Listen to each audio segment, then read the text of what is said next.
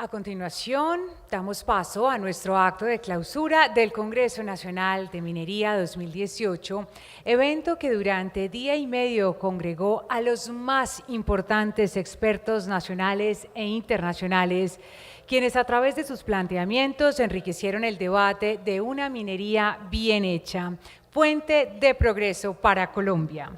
Invitamos a la mesa principal al señor Ministro de Minas y Energía, doctor Germán Arce Zapata, al presidente de la Asociación Colombiana de Minería, doctor Santiago Ángel, al doctor José Miguel Linares, presidente del Consejo Directivo ACM, y a Felipe Márquez, vicepresidente del Consejo Directivo. A continuación se dirigirá a ustedes el señor Ministro de Minas y Energía, doctor Germán Arce Zapata.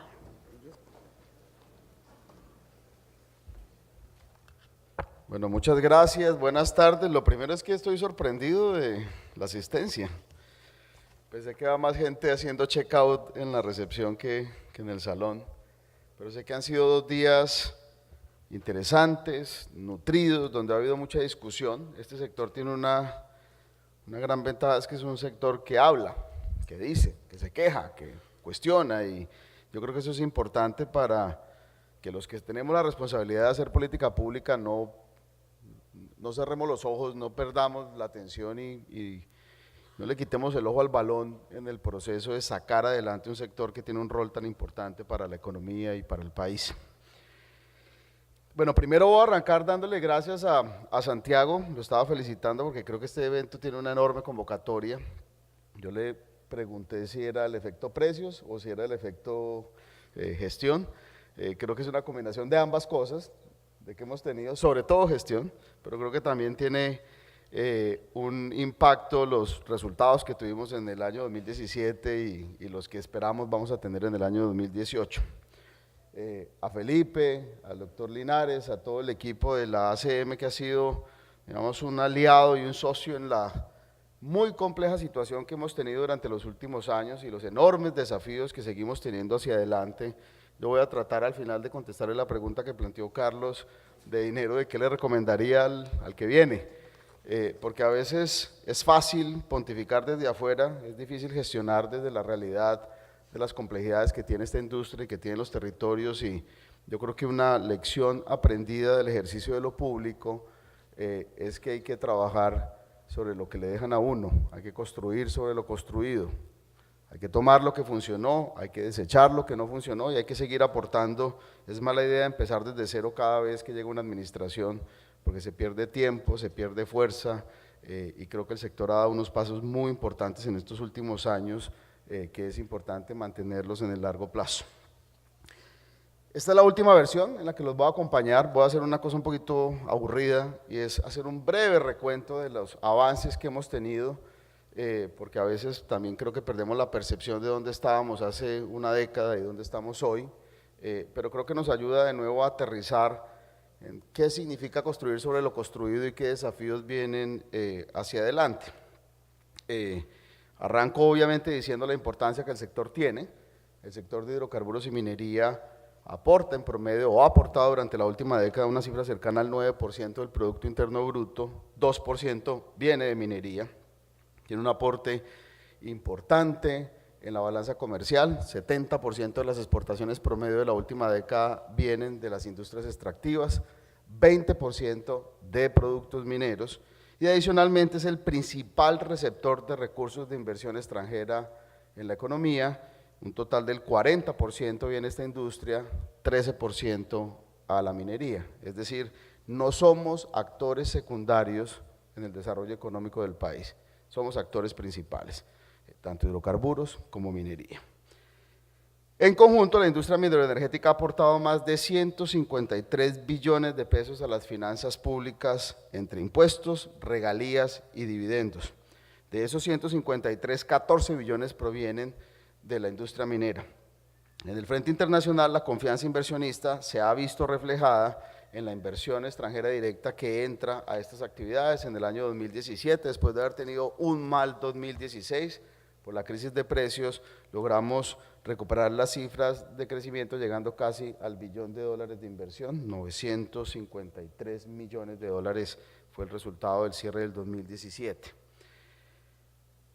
Continuando con el frente externo, la participación de las exportaciones mineras dentro de las exportaciones totales pasó del 11% durante la década del 2000 al 26% a finales del año 2017. Yo creo que me entiendan que en una década la importancia del sector se multiplicó por 2.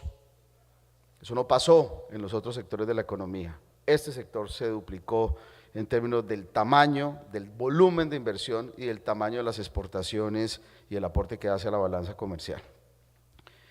Pero logrados estos resultados, hemos avanzado en la construcción de un sector que necesitaba organizarse para afrontar los retos del mediano y del largo plazo. Yo voy a recordar algunas de las decisiones que se han tomado. En el Plan Nacional de Desarrollo 2010-2014 se evidenció la necesidad de organizar este sector, se hizo una reforma que le dio creación a la Agencia Nacional de Minería, le dio un rol claro al Servicio Geológico Colombiano como administrador del conocimiento del subsuelo, Servicio Geológico que cumplió como instituto científico 100 años el año pasado, es decir, que trae una enorme tradición e importancia dentro del desarrollo del sector. Creó el Viceministerio de Minas, que antes era una dirección, y con eso le dio toda la importancia al diseño de la política pública del sector minero. Este ya no era una dirección accesoria en el ministerio, sino que se convirtió en un vehículo para poder canalizar las discusiones de política. Se le dio un rol claro a la unidad de planeación para que se involucrara en el proceso de planeamiento minero, cosa que no era clara en el pasado, pero que creo que logramos construir durante estos años.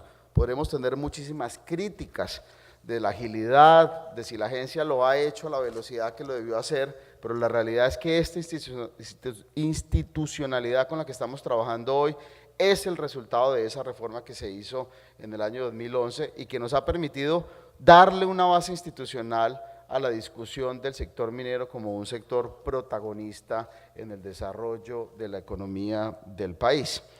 En el año 2014, con el segundo plan de desarrollo, habilitamos los mecanismos para regularizar algunas actividades de explotación minera y además generamos políticas diferenciales que nos permitieran generar instrumentos con los cuales hemos venido gestionando el ordenamiento o la reorganización del sector.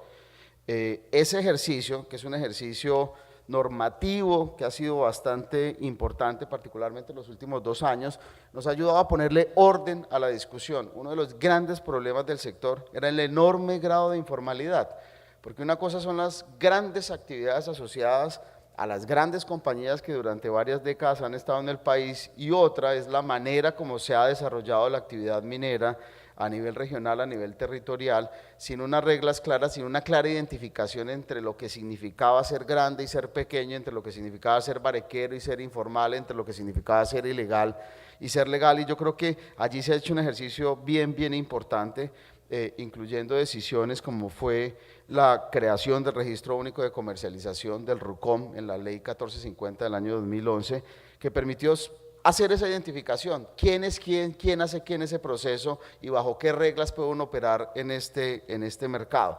Una de las lecciones grandes aprendidas durante este tiempo es que hay que ser capaces de separar la informalidad de la ilegalidad. Una cosa es generar mecanismos para que formalicemos las actividades de pequeña minería y de minería ancestral que ha estado presente en la historia del país desde hace cientos de años, y otra cosa distinta es el problema de la ilegalidad de unos actores ilegales que hacen uso de recursos naturales y del cumplimiento de ninguna norma. Y ese ha sido uno de los grandes desafíos, cómo somos capaces de mostrar que hay un sector formal, como el que está hoy aquí representado, que cumple con los estándares medioambientales, que se somete al imperio de la ley para cumplir con los procesos de licenciamiento, que paga sus impuestos, que no tiene trabajo infantil, que respeta las condiciones de género, que respeta los derechos humanos en los sitios y regiones donde tenemos intervención, y cómo separamos eso que hacemos nosotros de los actores ilegales que se han convertido un poco en la voz de la industria. Hoy en día, y yo me canso, o no me canso más bien de corregir, cuando me dicen de minería ilegal, no, la minería es una actividad legal en Colombia, reglada. Cosa distinta son actores ilegales que haciendo uso de los recursos de todos, montan negocios ilegales explotando estos recursos. Esos son dos tipos de problemas que requieren tratamientos distintos. Entonces el desafío en el que hemos venido trabajando desde el ministerio es cómo le damos herramientas al proceso de formalizar las actividades legales. Y al mismo tiempo hay que trabajar, y esa es una de las recomendaciones para la próxima administración, es en la definición de los tipos penales que están involucrados en esas actividades ilegales que usan los recursos naturales y que le hacen un daño monumental a todo el sector. Ese ejercicio es un ejercicio que hay que seguir haciendo. Nosotros presentamos un proyecto de ley construido por 4 ministerios que camina lentamente en el Congreso, pero que requiere un apoyo importante, y es poder incorporar dentro del ordenamiento jurídico, particularmente dentro del Código Penal, esas actividades delictivas asociadas con la cadena de explotación ilícita de los minerales. Si no somos capaces de diferenciar los actores legales de los actores ilegales, pues vamos a estar en esta confusión en la que permanentemente estamos en la discusión, en el debate público. Allí hay una propuesta, está para debate de plenaria del Senado, no parece ser muy sexy en la discusión política, pero la realidad es que el país necesita ese instrumento para que las autoridades puedan judicializar a esos actores ilegales que mal usan el título de mineros para desarrollar esas actividades ilegales. Ese es un llamado que hemos hecho en distintas instancias. Este es un proyecto presentado por el Ministerio de Justicia, el Ministerio de Defensa, el Ministerio de Ambiente y el Ministerio de Minas, pero este no es solamente un problema minero, es un problema de actores ilegales usando recursos de todos los colombianos, destrozando el medio ambiente y no cumpliendo con ninguna normatividad. Nosotros hemos hecho un trabajo en los últimos 2 años, lo hemos hecho de mano de la industria, de generar estímulos e incentivos para que el sector aumente sus volúmenes de inversión. Hace 2 minutos les mencionaba que en el año 2017 logramos recuperarnos de un año negativo de inversión y llegamos a una cifra cercana al $1 billón. La expectativa nuestra es que este año va a ser un año mucho mejor, y uno de los instrumentos que con el apoyo del Congreso, que hay varios de los miembros aquí hoy, logramos sacar adelante fue la introducción del certificado de reembolso tributario para las inversiones adicionales a los planes, digamos, base de inversión. La semana pasada cerramos, el viernes pasado, la recepción. Llegaron propuestas de 11 empresas en carbón, oro y materiales de construcción por 324.000 millones de pesos adicionales en inversión. Esa es una cifra importante, porque nos está diciendo que el sector sí tiene y mantiene su apetito de inversión dentro del sector. Esto pasará pues un proceso de evaluación y de estudio para saber cuáles son elegibles de certificado, pero el resultado fue superior al que estábamos esperando. Es el primer año que utilizamos el instrumento. La agencia entra ahorita en un proceso de evaluación de las propuestas que se hicieron, pero creo que es un número importante para resaltar. En el sector de hidrocarburos llegaron 22 compañías con propuestas. No tengo el número de proyectos exactos, pero las inversiones adicionales que le presentaron a la agencia suman en total 11,8 billones de pesos. Eso es muy por encima incluso de la inversión que teníamos estimada para el año. Evidentemente pasará un proceso de evaluación y tomará un par de semanas hasta que podamos contarle a la opinión qué significa poder adelantar inversiones y meterle un empujón mucho más fuerte a la industria en este año. Hemos trabajado en otros frentes, en el desarrollo de la reforma tributaria.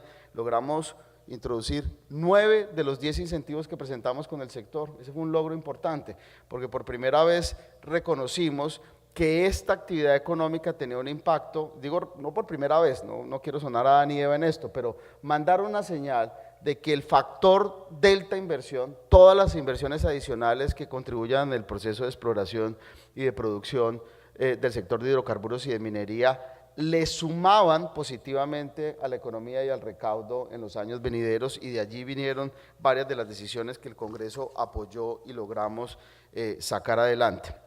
En términos de reactivación, hay señales importantes como lo que logramos en el sector de carbones del año 2016. Tuvimos nuestra cifra récord de producción por encima de los 90 millones de toneladas. En el año 2017 estuvimos aproximadamente en ese nivel con 89,5, 89,4, pero la expectativa es que llegamos a un nuevo nivel de capacidad de producción. En la década anterior se había trabajado en la administración del gobierno anterior, se había trabajado en la infraestructura, la capacidad de tener infraestructura para exportar hasta 150 millones de toneladas. Ese fue un ejercicio importante porque sin esa capacidad no podríamos estar exportando el volumen que estamos sacando hoy, y vuelvo, insisto, es parte de un proceso de construcción que no toma 4 años de gobierno, que toma mucho tiempo generar las señales de largo plazo para empujar esta industria. Nosotros hemos insistido, y yo creo que al comienzo sonábamos como loquitos cuando empezamos a hablar de la minería bien hecha. ¿De qué significa eso? De cómo le damos contenido a esa frase de la minería bien hecha.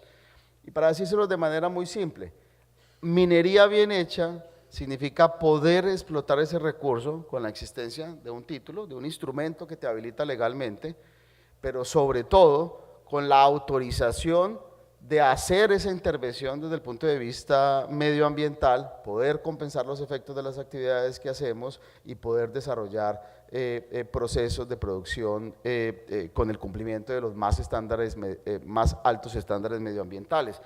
Esa condición, que parece simple, y es tener un título o tener un instrumento que te habilita a usar el recurso y tener un instrumento medioambiental, es un poco la esencia de entender cómo se materializan esas dos cosas en los distintos niveles de actividad. Para las grandes empresas es fácil, porque han estado sometidas históricamente a este proceso, han pasado por procesos de licenciamiento, están acostumbradas a restaurar las áreas en donde hacen intervención, pero ni para la mediana ni para la pequeña minería eso era obvio. No teníamos instrumentos alternativos para poder activar algunas de esas actividades, y por eso hemos venido insistiendo en que si tenemos una buena caracterización del tipo de actividades que hacemos, y si entendemos que los estándares son distintos para explotar una mina de carbón a cielo abierto que para hacer minería aluvial, somos capaces de generar reglas que reconozcan esas realidades a nivel territorial, y hemos avanzado muchísimo. Nosotros, para darles algunos de los números, durante los últimos 4 años, a través del ejercicio de caracterización que hemos venido haciendo, tenemos identificadas 11.445 unidades de producción minera.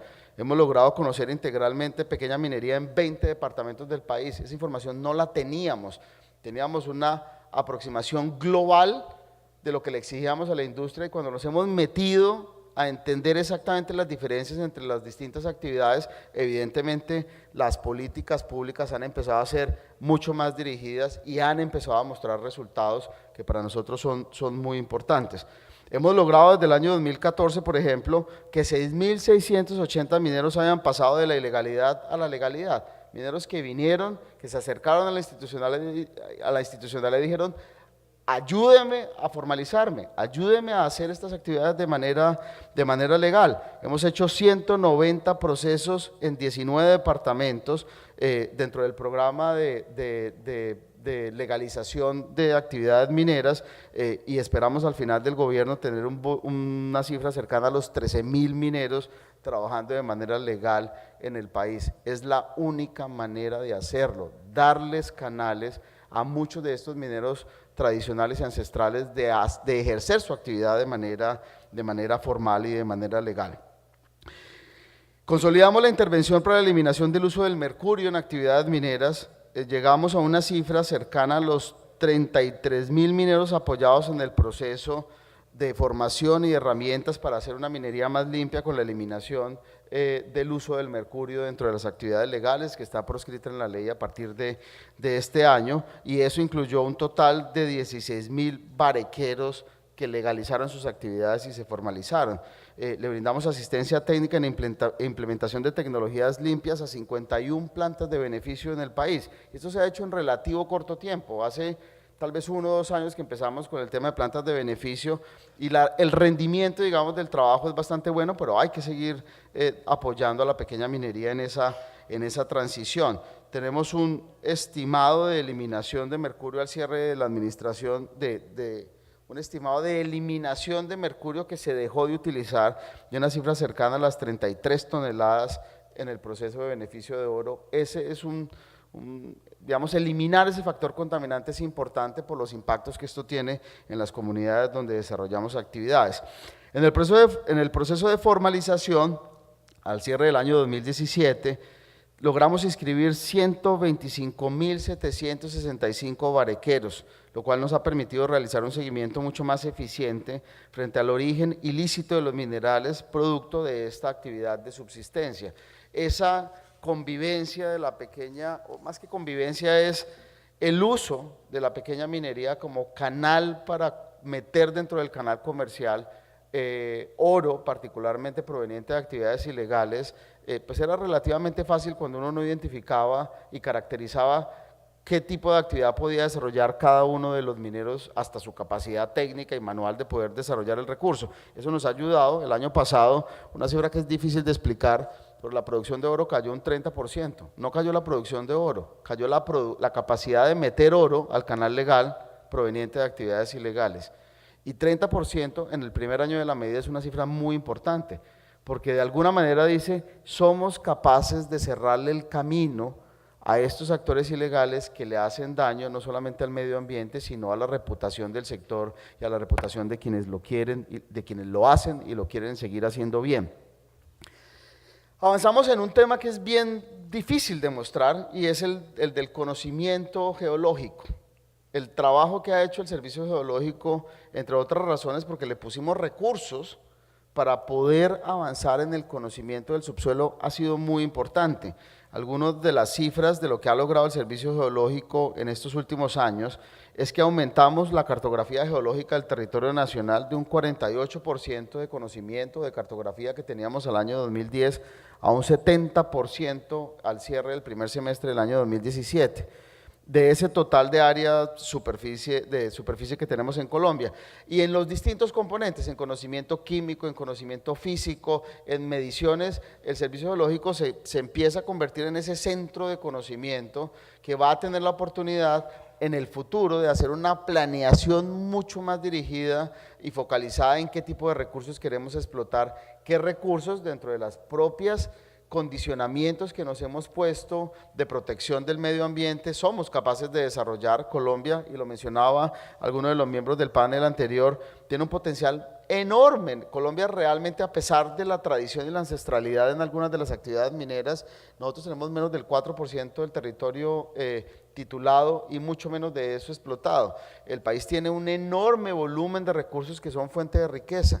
Y no solamente por la medición económica de cuántos impuestos o de cuánto PIB o de cuántas regalías puede pagar, sino la capacidad que tiene el sector de generar encadenamientos en el sector industrial, en el desarrollo de actividades de valor asociadas a la producción de estos minerales. Ese recurso está ahí, es parte de la bendición que este país tiene. Tenemos que ser capaces de desarrollar esos recursos como lo han hecho muchos otros países del mundo de manera responsable y con el cumplimiento de los más altos estándares medioambientales y sociales. Esto claramente no es un jardín de flores.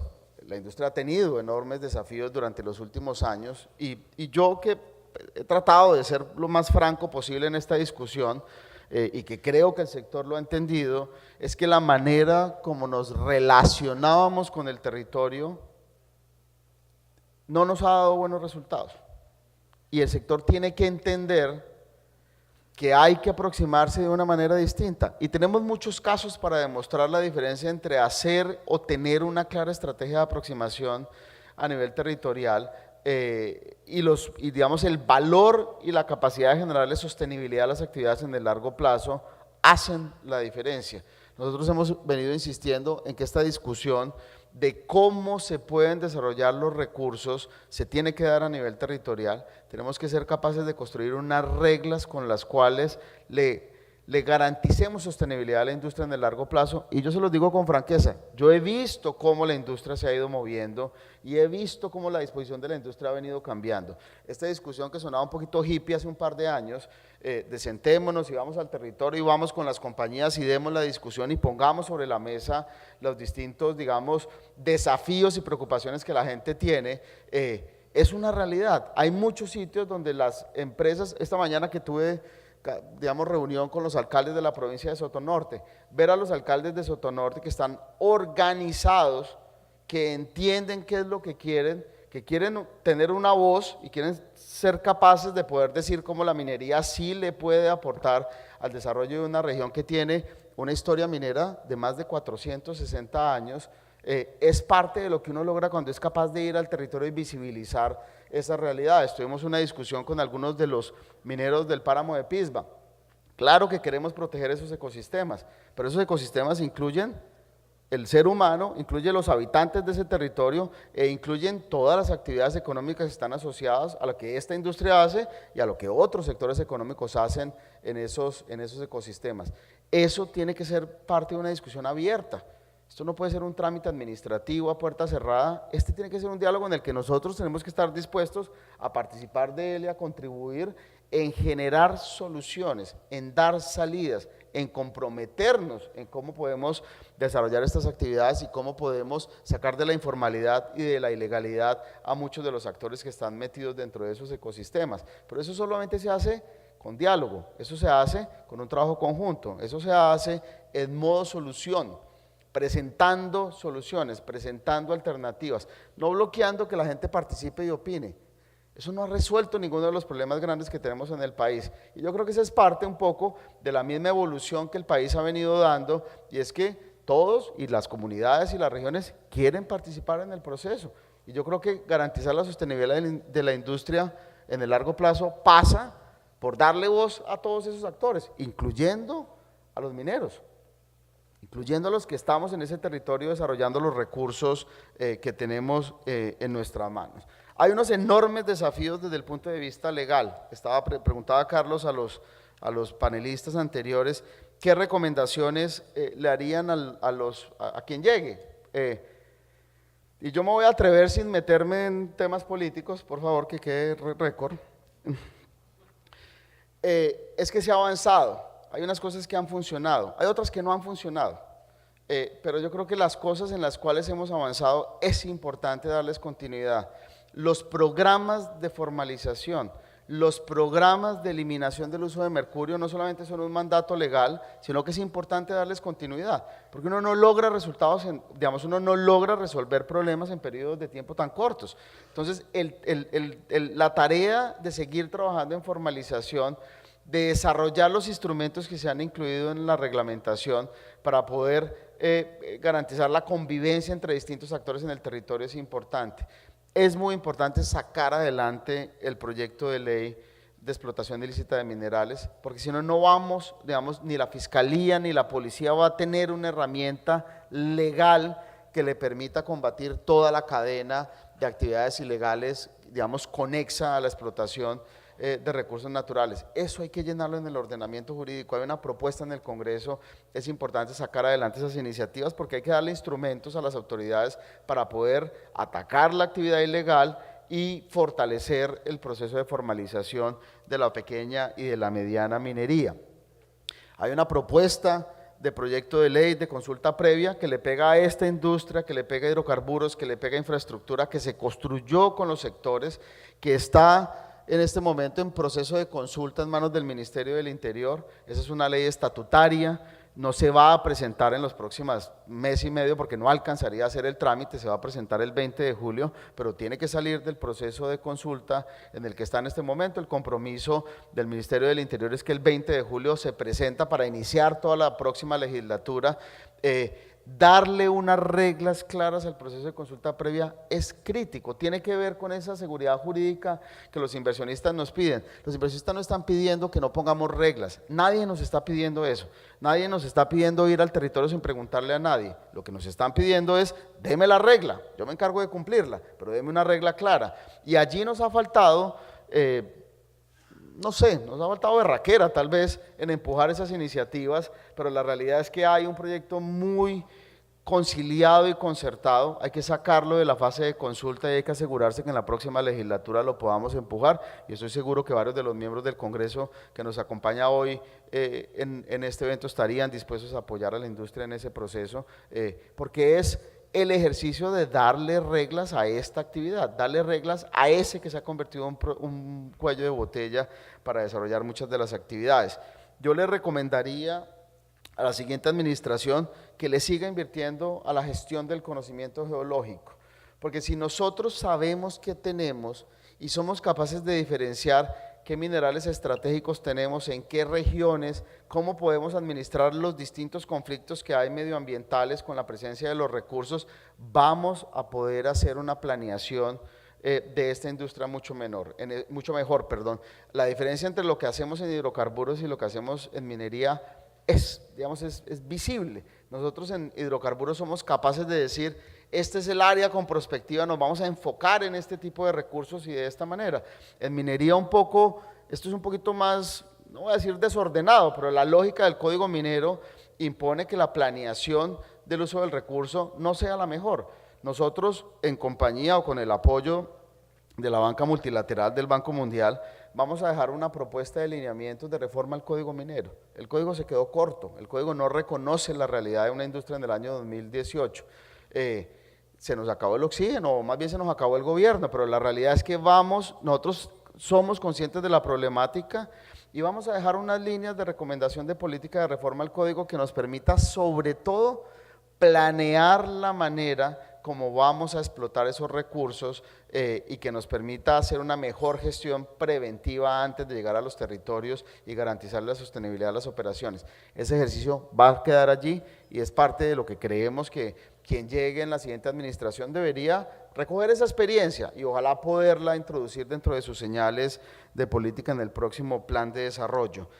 Seguimos trabajando en el tema de concurrencia. Ustedes, bueno, digamos, vía la discusión legal que hemos tenido con la Corte Constitucional, hace un par de semanas nos abrió un espacio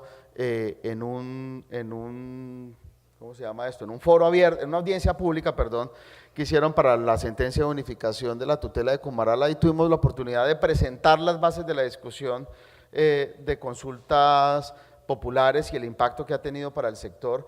Yo creo que la discusión fue una discusión abierta, clara, se pusieron todos los elementos sobre la mesa. Hemos insistido mucho que hay unos vacíos de tipo legal que hay que llenar en el Congreso, que es quien tiene el mandato constitucional de hacer las leyes, y creo que no podemos perder esa oportunidad de dejar que el Congreso legisle sobre los principios que resolverían las tensiones entre nación y territorio a la hora de definir cómo queremos desarrollar estos recursos dentro del marco y el ordenamiento territorial. Hay una propuesta escrita, hemos estado un poco en vaya y pa' acá de las sentencias judiciales que salen en distintas direcciones y que generan una enorme incertidumbre en el sector. Esperamos que la Corte, en la revisión de su sentencia de unificación, en el caso de Comaral, ayude a eliminar las distintas interpretaciones y nos dé una línea y le dé la oportunidad al Congreso de legislar sobre las materias que creemos en la próxima agenda legislativa. Hay una oportunidad y es de construir esa ley orgánica que resuelva las tensiones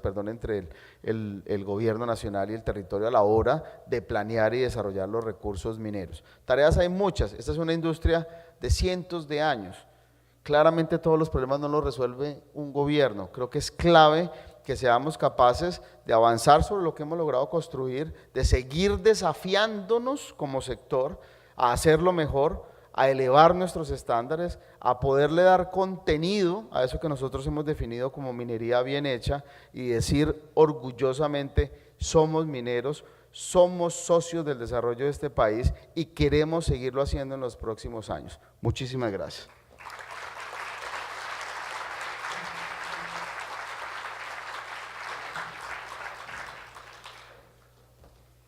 Señor ministro, muchísimas gracias por acompañarnos en el día de hoy.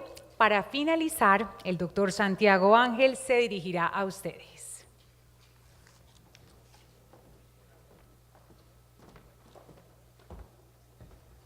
Bueno, muchas gracias. Yo solamente quiero dar un mensaje de agradecimiento, y antes de agradecerles a todos ustedes, quiero aprovechar para agradecer a los funcionarios del Gobierno Nacional, como decía el ministro, y esperamos que así no sea y que nos siga acompañando en este evento, de donde esté, a todos esos funcionarios, solamente el Ministerio de Minas, de la ENM, del Servicio Geológico, de la UPME, que han venido trabajando en estos años con nosotros. De verdad, gracias por su paciencia. Como lo dije ayer en mis palabras de instalación, hay veces hemos tenido encuentros, hay veces desencuentros, pero de verdad siempre hemos recibido con generosidad tiempo, discusiones técnicas, discusiones amables, y creo que de eso se trata, de todos construir. Entonces, a todos ustedes Muchas gracias. Y ahora no me queda sino decirles, de verdad nos sentimos como equipo de la asociación, con los afiliados de la asociación muy contentos de este congreso, que todos hayan podido acompañarnos este día y medio en Cartagena, y de verdad a todos ustedes, a nuestros patrocinadores, a todos los que se vincularon, hicieron que esto fuera posible. Nos vemos en el 2019, a todos muchas gracias.